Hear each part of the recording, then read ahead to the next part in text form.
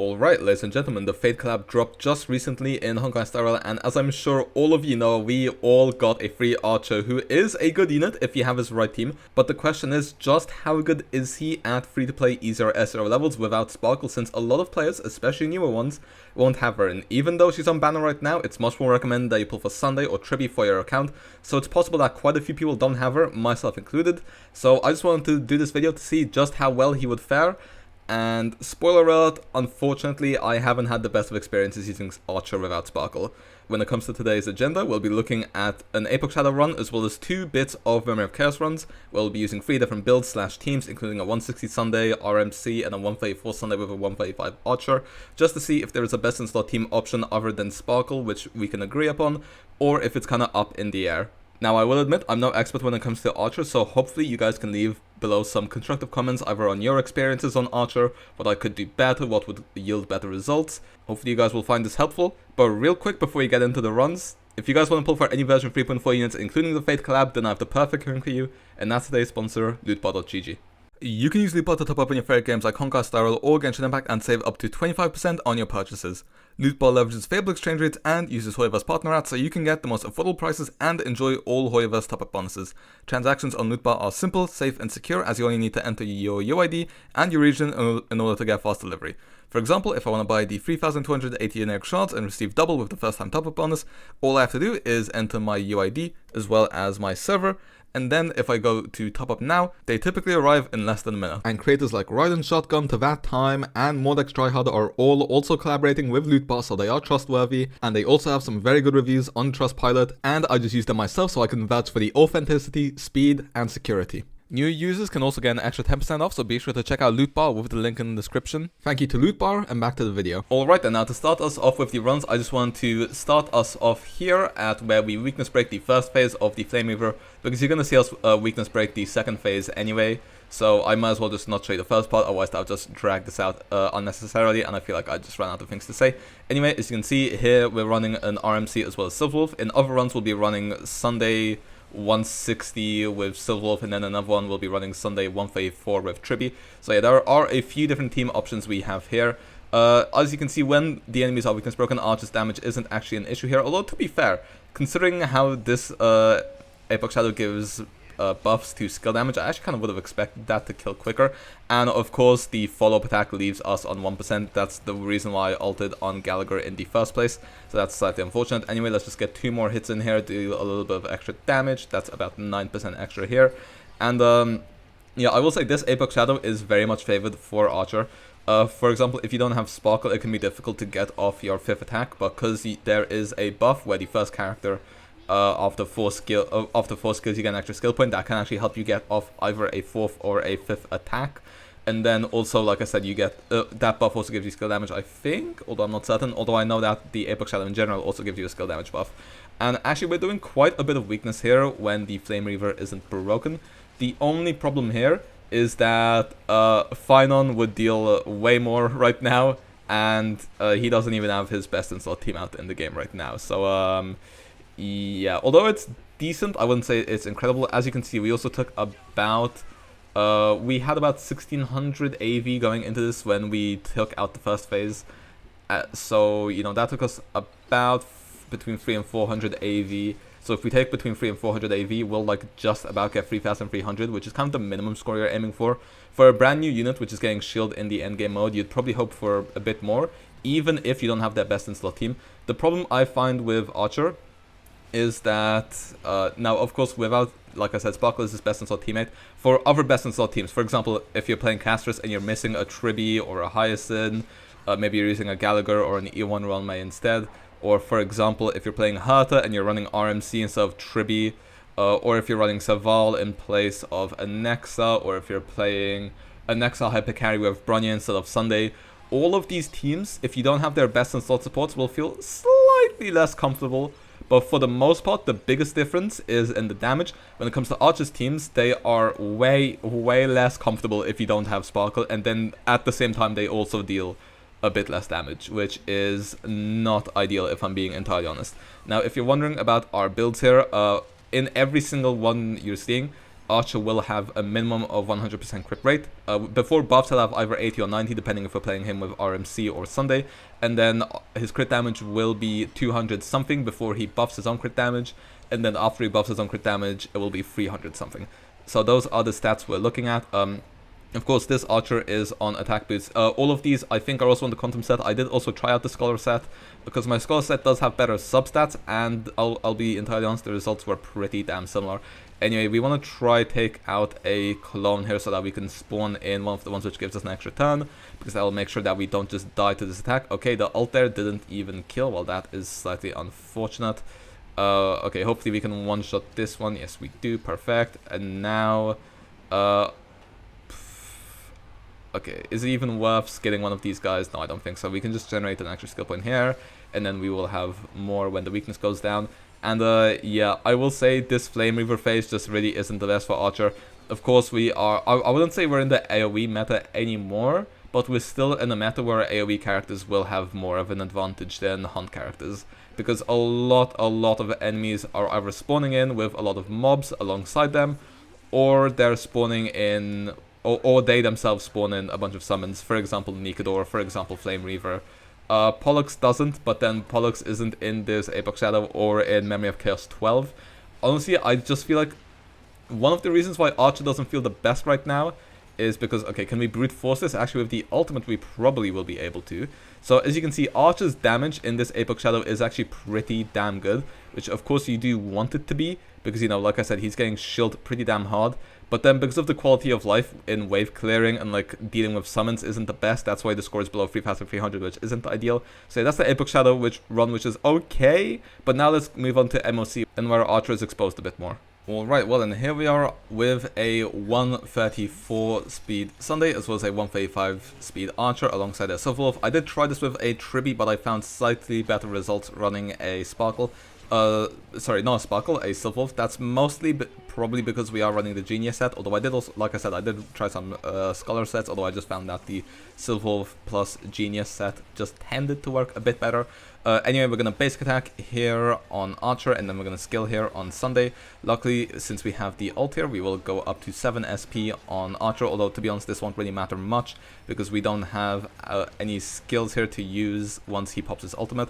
So we are only going to end up being able to use 3 of his follow-up attacks. If we had Tribby here, we could actually get a 4th off, thanks to her follow-up attack, although I just find that this team tends to kill quicker overall, even if we can't get those 4 skills off in one go.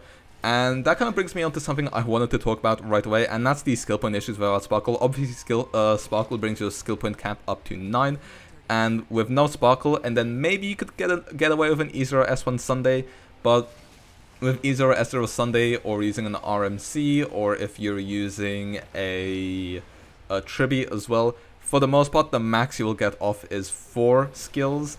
Of course, what's ideal is if you're able to get off 5, but without Sparkle, there's basically no way you're getting 5. It might happen like once or twice, but in Memory of Chaos, it won't really happen that often. Now, I was hoping here that if we use Archer's ult and then Silverwolf ult to get an extra skill off, maybe we would be able to take out this guy before we move into the next cycle to save us some time, but unfortunately, it doesn't look like that will be happening. Also, when I run the Sunday into Archer, normally what I try is I try to use the... We'll probably get 2 turns in a cycle. If we do get 2 turns in a cycle, then I try building up SP on the first one and then using the skills on the second one, although unfortunately that won't be possible here. Although we should just about still be able to finish it off, although never mind, we're probably only going to get 1 skill off here, which is unfortunate. So yeah, that's not ideal. We're unfortunately going to have to tick over to the 27th cycle, although at least this lets us refresh stuff. And then another problem with not having Sparkle is you have less leeway for SP. So not only do you generate less skill points, which means you can use less skills, which means you get less ultimates, and Archer's ultimate is not only a damage source, it's also how he generates SP, so you're also getting less SP, you're getting less SP by having less SP, which is a bit crazy. But then also when you have less SP, I know I've said SP a lot, but basically when you have less skill points, there is less leeway in the team. So for example, if you want to use a Silverwolf skill, then you might not be able to increase your damage, then it might end up being a damage loss overall, because your Archer might be missing out the 1 skill point you needed to use another skill, which might cost you. Or, for example, if you're running a Sustainer, which, you know, if you're watching this video, you probably are, because you know, that's just kind of how it works. So yeah, if you can't use your skill and your sustainer, sometimes that will run to you just losing out on a run because your characters just die, which of course is far from ideal. Or alternatively, if you use your skill on your sustain, for example, if I refresh a Ventrian shield or if I use Gallagher, then I will end up just once again not having enough skills to use Archer, which again is not ideal. Now, again, here we couldn't even get 3 skills off, we had to settle with 2, although hopefully in the second rotation, we should be able to pull off 3, maybe even 4. Well, actually, no, it's going to be 3, because to pull off 4, you need to have good uptime on Archer's ultimate. And like I said, we don't have good uptime, because we can't use as many skills in a single ult. So we will be able to pull off 3, but like I said, most of the time you're going to be getting 3. But you in max 4, whereas if you had Sparkle, you'd be getting about 4 to 5 most likely. Anyway, we do actually have the skill points here to spare to use a Silverwolf ult here, fortunately. Actually, perhaps I should have conserved that for when our Archer gets his ult up. Yeah, I definitely should have. Yeah, once again, not optimal, so we end up only getting 2 skills instead. Like I said, I'm no expert in playing Archer. This is actually one of the slower runs I got, but it's also one of the longer ones, just because some of the ones which we did more damage in, we ended up dying quicker, once again because of that dilemma when using a sustainer. And kind of like I mentioned, for most DPSs, if you don't have the Western slot supports, it's mostly just the damage loss. They will feel slightly worse to play. For example, Herta will feel slightly worse to play if you're running Saval instead of Alexa, and it will be a damage loss, but it's not as bad as having to use characters other than Sparkle in a Archer team, because like I said, the less skill points, less freedom to less buff uptime on some of your support / debuff uptime, which against enemies like Hule, for example, who we will be going up against next, because our next run will be a 160 speed Sunday into Hule. Because another problem here with the skill points issue is because we have less skills to use for summons. By the way, this is our build right here, over 100 crit to about 370 crit damage. And because we can't take out some of the smaller summons, our team will just be taking more and more damage, which puts more pressure on our sustainers, which, because we can't use our skills on our sustainers, means we probably end up dying and the run ends up going tits up. So, yeah, as you can see, we're taking a really long time to take out the True Sting. Probably the play here was to take out the Seahorse either way, but that wouldn't even help. So yeah, in a run where I'm trying to prioritize getting free... For example, I did this run with a 154 speed Sunday as well as a Gallagher. We were actually clearing faster at this stage. The problem is we died very early on.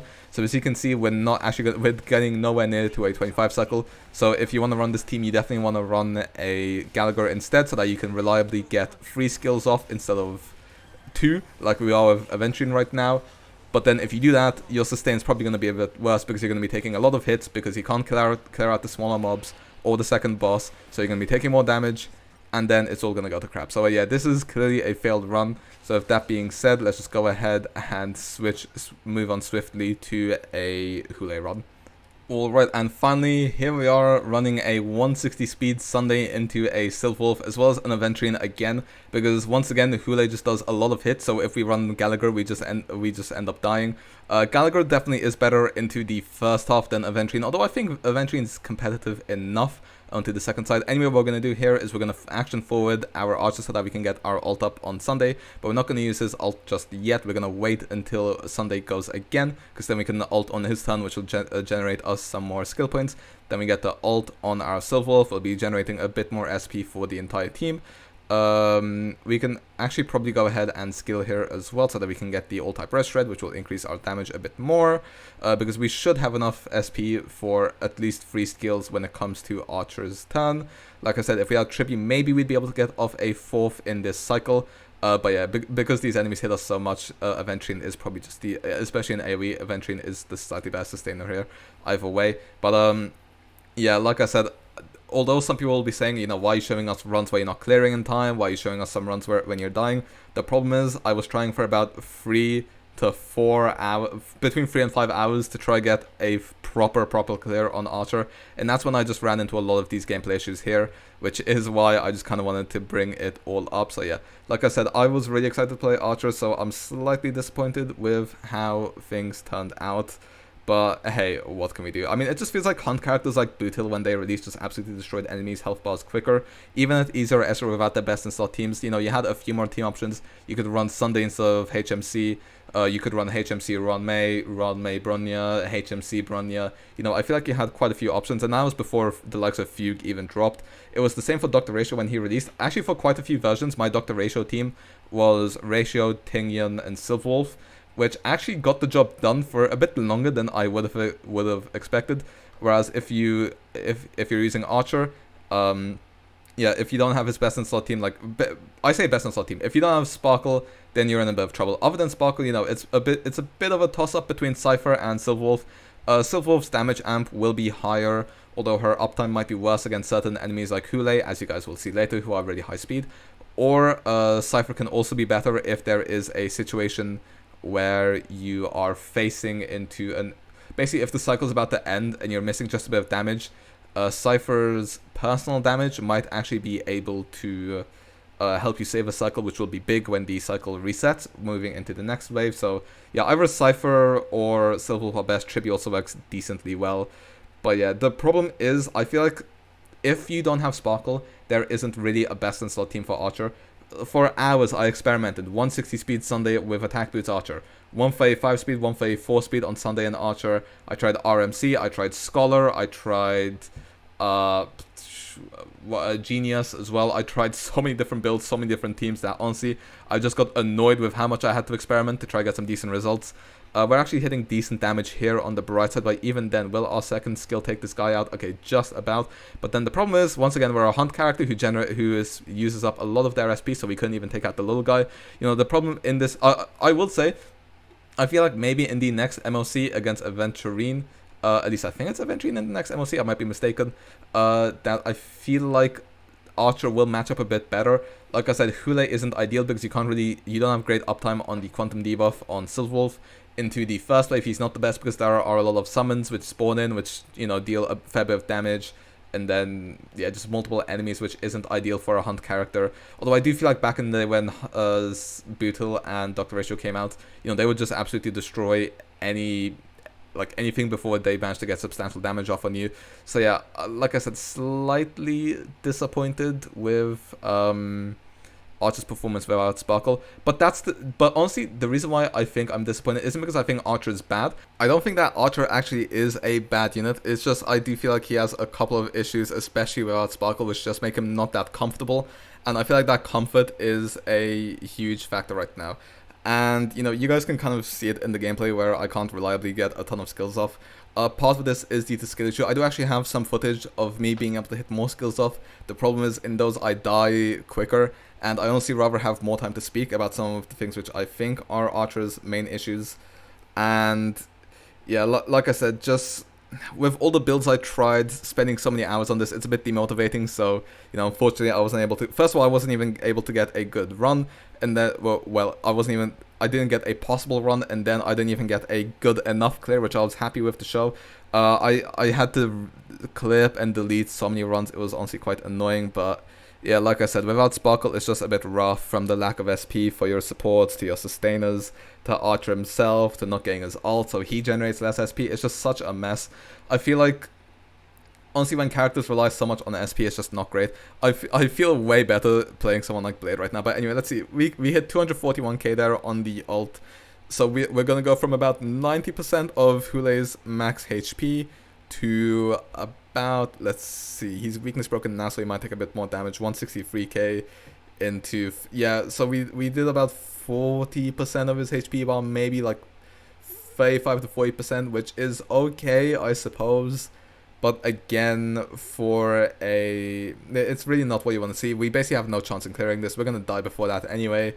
And yeah, basically this is where all the things end up going wrong. Like I said, I did have some faster runs where I was actually making better progress.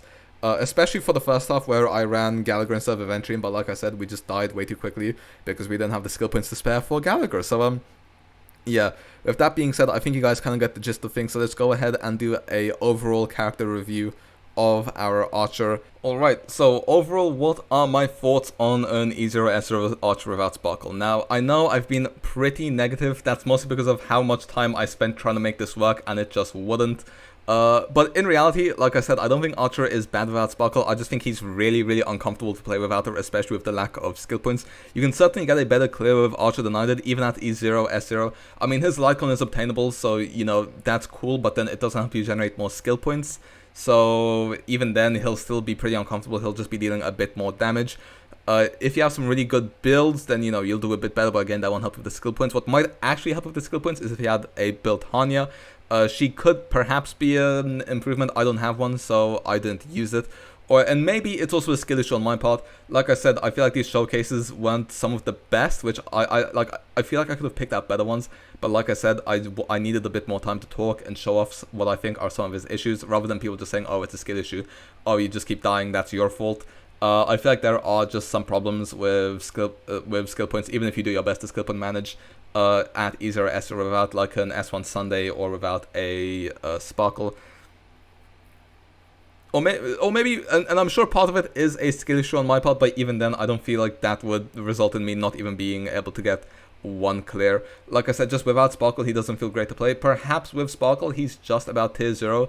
Although, you know, I have seen him do some crazy single target damage, but even then, I wouldn't put him above someone like a Castris or a Finon or a Herta, who do have very, very clearly defined best in slot teams. Archer kind of is without a best in slot. You know, he does have a best in slot team with Sparkle, but even then there are some slots which are replaceable. I just feel like it's because he doesn't really fit into a niche. He's just an overall damage dealer, which I don't mind, but I feel like it's not ideal. I mean, I guess his niche is really single target, but that's not really favored at the moment. You know, as we saw with the Sting, with all the summons, it's not ideal, as we saw with the likes of Flame Reaver, and then Nikito was also another Quantum Weakened boss, who also spawns in some totems as well, which you have to destroy, so yeah. Even though Archer can destroy them because he can target switch in his skill, it leads to you dealing less damage to the main enemy. And like I said, if you don't have Sparkle, you're probably not getting 5 skills, you're probably not even getting 4 skills most of the time, let alone 5. With good SP management, you can get 4, but like I said, that might lead to you overcapping on energy on some units, missing out some buffs, stuff like that. Especially if you're playing Silver Wolf, you won't be able to refresh the skill as much, which isn't ideal. It will be slightly better with Tribute, but then Tribute also doesn't generate as much SP, although at the same time, I guess she doesn't consume as much, so, you know, it's your choice. But yeah, like I said, just kind of the issues with Finon, the main thing being not being able to use as many skills. Like I said, leads to less energy, leads to less ult, which is less damage, and then also less skills, which once again leads to less damage, and then also less SP. Less SP also leads to you having more issues, like I said, with debuff and buff support, uptime on your supports. Also makes you struggle with sustain. Do you just sustain as little as you can and risk dying, which kills your entire run? Or do you use your skills on your sustain, which then slows down your run? It's a difficult choice to make. It's not ideal. So if you don't have a Sparkle, then you will probably end up struggling a decent bit. And I know some people will say, you know, maybe your builds are just bad. Like I said, all builds will have 100 crit rate to over 200 in battle before Archer buffs himself, and then when he gets his own crit damage buff, it will be about between 340 and 370 in all of the builds I used. In some, like I said, attack boots, some speed boots. There were just too many Archer builds I used that I can't be asked to show them off. The one thing I mean, this is the one we're using right now, exactly 80 crit rate, 144 crit damage on a S5 cruising in the LC. If we had too much crit rate, I'd sometimes switch over to Yanqing's lead cone. Traces are fully maxed out, so there's not an issue with the traces. The pieces we're using here aren't the best, although they do hit the stat requirements at least. Like I said, this one could have been better if I had more crit rate, but even then we'd be overcapped on crit rate, so it doesn't really matter. I guess the only thing we're missing is a bit of crit damage here and a bit of crit damage there, but even then I don't think that much crit damage is going to do that big of a difference. And then all the sets are correct as well. And then, like I said, we used like 2 different builds showcased in this video as well, and then we also used like another 3 different builds off camera as well, mostly on the Scholar set. The one thing I will show is my Sunday build. Unfortunately, when he's on 160 speed, he doesn't have the best crit damage. Although when that goes, but then Archer is now on attack boots, so his damage will be higher either way, so it kind of cancels out. And then when Archer is on speed boots, Sunday has about 240 crit damage. So yeah, like I said, I just feel like no matter what I did, I just couldn't get a solid kill. But let me know what you guys think of Archer. Like I said, if I were to place him without Sparkle, I'd say probably tier 1. I honestly rather play Blade even without someone like a Hyacinth. or without the Sunday. I'd rather just use a Bronya instead. Like I said, I feel like Blade's damage numbers would just get, and he's also on the standard banner now, especially an E1 Blade. I would much rather use an E1 Blade over even an E0S1 Archer, if I'm being entirely honest right now, which might be crazy for some people to say. Obviously, I am a Blade main. Blade is my life in Star Rail, so, you know, I will be slightly biased, but like I said, the Archer experience without Sparkle has been one of misery for me. It's probably, it definitely showcased in this video with some of the ways I've been talking, which, like I said, I like Archer as a unit with Sparkle. I think he can be very good, but if you don't have Sparkle and you're free to play, I'm not sure if he's the best use of your time, especially if you have someone like Castris. I don't see why I wouldn't just use Castris when, for me, she does comparable single target damage, and then she can also clear anything out on the field. So, yeah, that's my personal thoughts and opinions. Let me know your guys' issues with Archer. What do you like about him? What do you dislike about him? How have you guys been finding him? How do you guys, especially how do you guys find him if you don't have a Sparkle? Do you have any best in slot teams?